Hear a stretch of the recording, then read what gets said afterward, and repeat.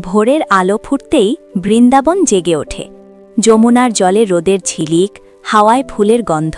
এই পবিত্র ভূমিতেই শুরু হয় এক অপূর্ব গল্প। ময়ূরপুচ্ছ মাথায়, ঠোঁটে মিষ্টি হাসি, হাতে বাঁশি। এই শিশুটি আর কেউ নন, তিনি শ্রীকৃষ্ণ, নির্মল, হাসিন আর ভালোবাসায় ভরা। গ্রামের ঘরে ঘরে আজ একটাই অভিযোগ, মাখন চুরি হয়েছে। কিন্তু কৃষ্ণের মুখে সেই দুষ্টু হাসি যেন বলে, এ চুবে নয়, এ ভালোবাসার খেলা। যশোদা মা স্নেহে তাকিয়ে বলেন, কানাই, সত্যি বলো তো? কৃষ্ণ চুপ করে দাঁড়িয়ে, চোখে নিষ্পাপ ভাব। মা বুঝে যান, এই শিশুই তার সমস্ত জগৎ। অনেক দূর থেকে এক দরিদ্র ব্রাহ্মণ আসেন, ছেঁড়া কাপড়, ক্লান্ত শরীর। নাম তার সুদামা। সম্পদ নেই, কিন্তু হৃদয় ভরা বন্ধুত্ব আছে। রাজা আর গরিব, কৃষ্ণের চোখে কোনো ভেদ নেই।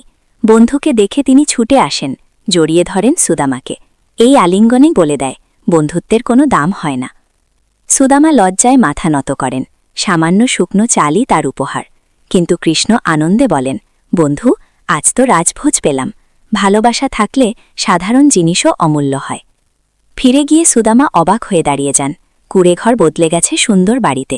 কিছু চাওয়া হয়নি, তবু সবকিছু মিলেছে, কারণ ভক্তির ফল কখনো শূন্য হয় না। যমুনার ধারে কৃষ্ণের বাঁশি বেজে ওঠে। সেই সুর যেন বলে, যে আমাকে হৃদয় দিয়ে স্মরণ করে, আমি তার পাশেই থাকি সব সময়।